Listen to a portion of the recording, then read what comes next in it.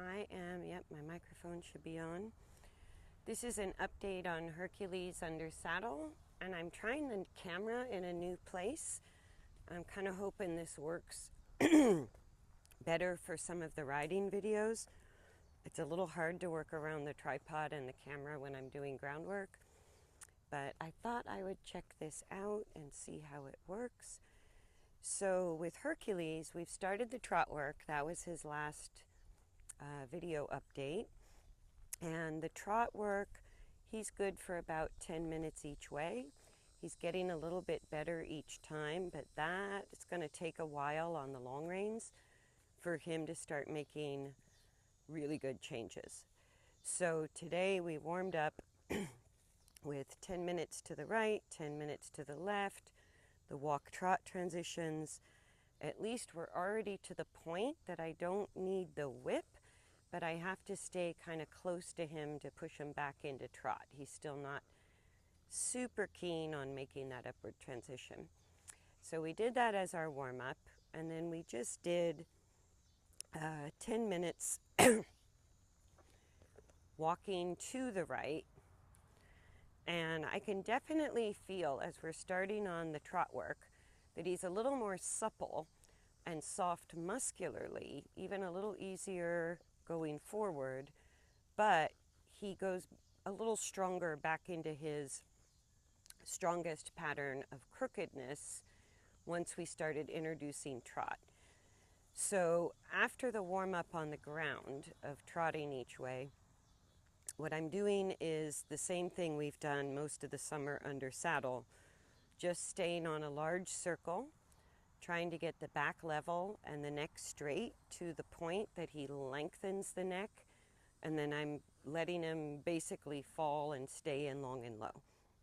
Within that, I'm keeping him on a right circle, left circle, a little bit of attention to the steering, but if the steering isn't precise, it's kind of not time yet. And letting him choose his speed, his stride length. If he halts, I give him a leg aid. But otherwise, at this point, as he's just sort of getting straight enough to keep that neck long more often than he's shortening, I'm pretty generous with whatever speed he can manage, and I'm reasonably generous with the path of travel. So if he tries to kind of veer off my outer sidewalk here as a circle, then I'll pick up the reins and kind of put him back on track. But as long as he's not stopping, if he halts, I'll give him a leg aid. But otherwise, as horses make this transition, when they start to get level through the back and hindquarter, straight through the neck, to the point that that axial skeleton gets more and more stable left to right, the lengthening of the back muscles, the hindquarter muscles, and the neck muscles, the neck is actually the last part of it. What they're doing is releasing that shortening contraction that's associated with dropping the back and disengaging the hindquarters. And they're not really working the top line muscles.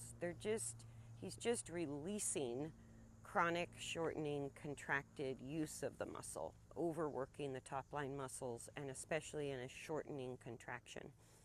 So when horses engage the hindquarter and lift the back, the muscles work very hard, but the neck and all the top line muscles, the neck, the back, all the muscles around the pelvis, they work in what's called eccentric contraction. So that means they work in length. So long and low to me is no contraction. It's basically just releasing contraction, letting him fall on the forehand. And some horses need a little bit of that because they're so tight, or they've been tight for so long in the neck, through the back, around the pelvis, that they just need a little bit of time, kind of letting all of that chronic tension become more and more supple in layers. And it's not always comfortable to release tension. Like even when I do what Deb recommends, that constructive rest exercise, sometimes my shoulder is so tight if I've been overworking that it takes minutes and minutes and minutes and minutes to just start to feel little areas release a tiny bit at a time. It doesn't kind of come all at once or it would be too painful. And so that's where with Hercules, letting all that chronic tension related to his habitual twist, the long and low at his chosen speed, because the posture, the lengthening of the neck and back muscles is really the critical part. The speed isn't important yet, and the steering just kind of helps me gauge how level and straight he is internally. So it's not super important that he stay on a precise path of travel. That's a little more for me than him at this point. But that posture is what's undoing. That's the reverse muscle use from his longest term habit that's been his biggest challenge, which is a straightness issue for him. And by that, I mean his back and pelvis were significantly unlevel for a lot of years, and his neck held an invisible bend for a lot of years. And unwinding all that has been gradual, but he's doing better than ever. So I'm pretty happy. After we're introducing trot work on the ground, it's going to change the muscle tone a little. It's going to wake up the body going from walk to trot. It's the same use of the spine and the axial skeleton, but it's different muscle use, different beats or footfall patterns. So it does kind of wake the body up and can have the effect of making horses a little bit unstable. So once we do our trot work, I'm kind of sticking with the same thing we've been doing all summer and just letting him get better at it. Letting that coordination get better and better in the skeleton, letting his super tight muscles, part of that's genetic, letting his muscles just unwind, find more and more suppleness. Right, so I did 10 minutes this direction before I set up the camera, and we're just going to look at the last 10 minutes to the right and then the first 10 minutes when we change direction, because especially with a horse whose biggest issue is crookedness, patterns of twists or unlevelness or bending, very one-sided, that change of direction is kind of a big deal. So I tend to stay on one direction for half my time and then the other direction for the other half of the time. Where when it's a hindquarter engagement issue, like with Rafalco, I'll play with figure eights a lot sooner. So we're going to change direction. I think we're just about at our 10-minute mark. I know those turns are tricky.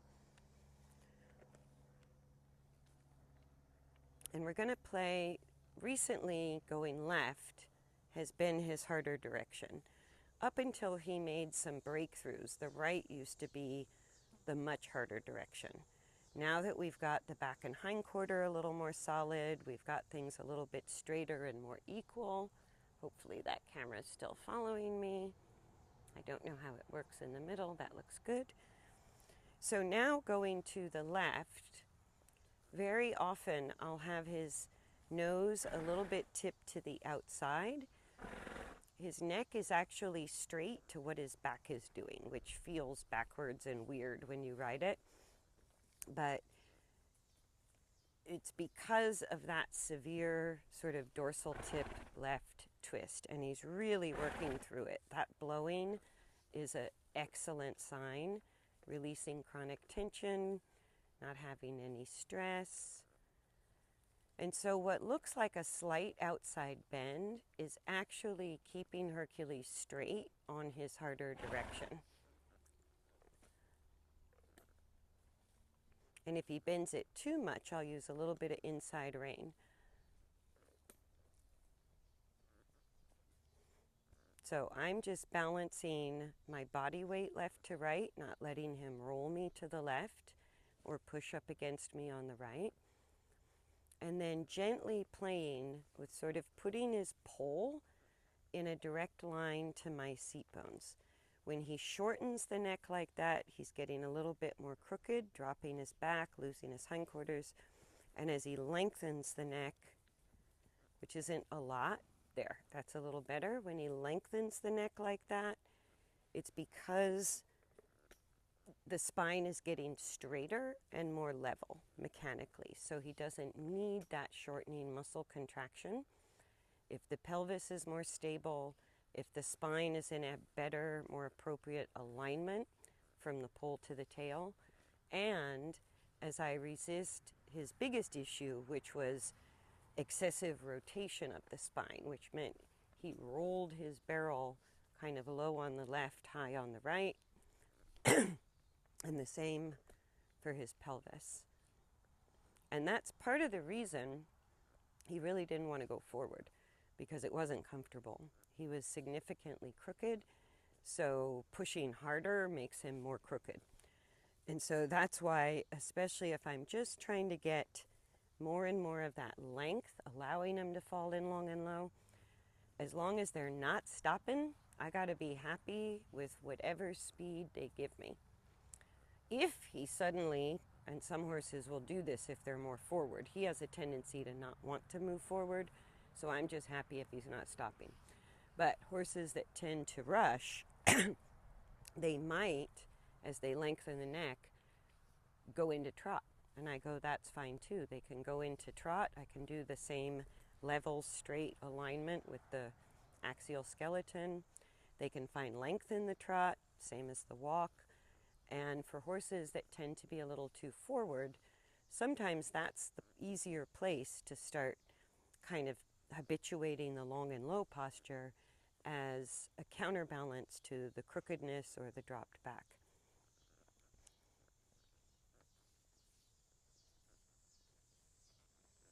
Yeah, so we'll just give him, I think we're into it about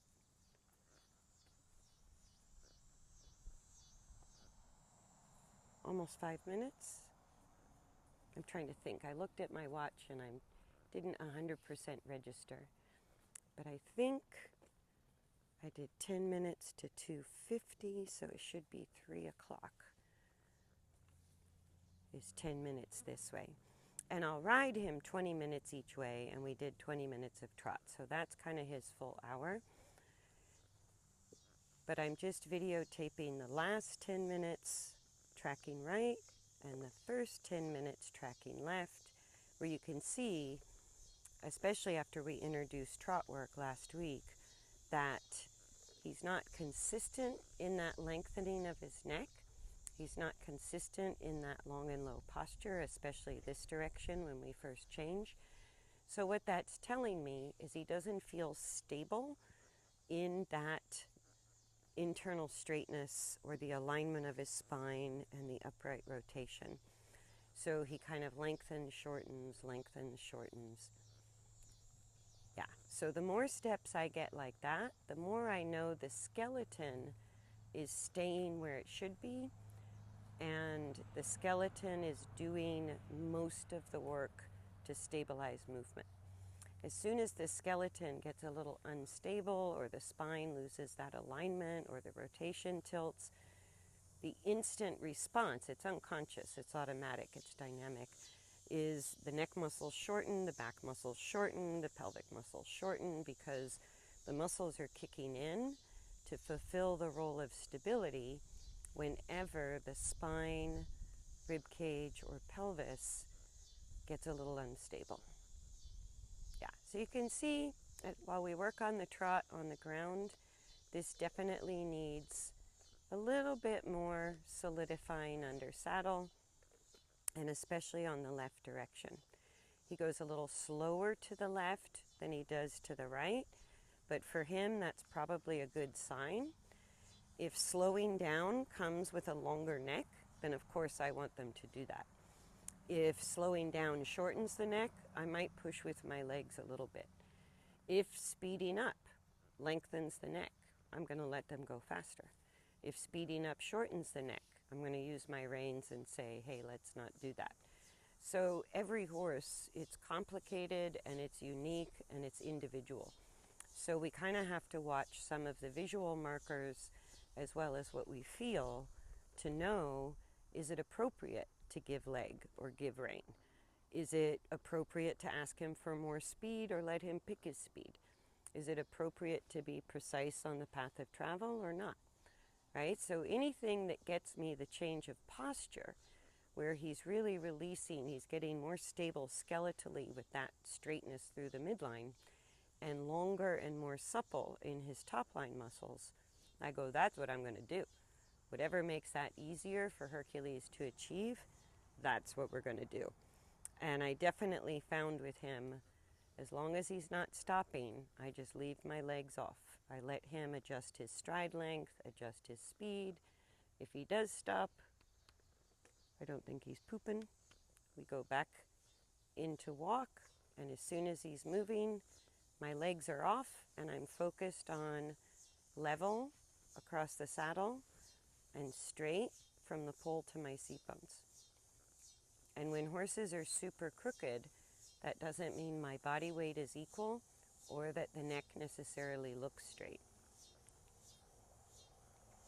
Because it's all the way from the tail to the pole, I need a straight line of force. So for him to do that, you can see we almost turn a little bit sideways on our circle this direction.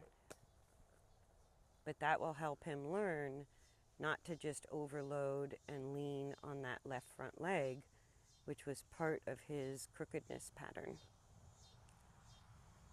Good, so we'll just do 2 more minutes.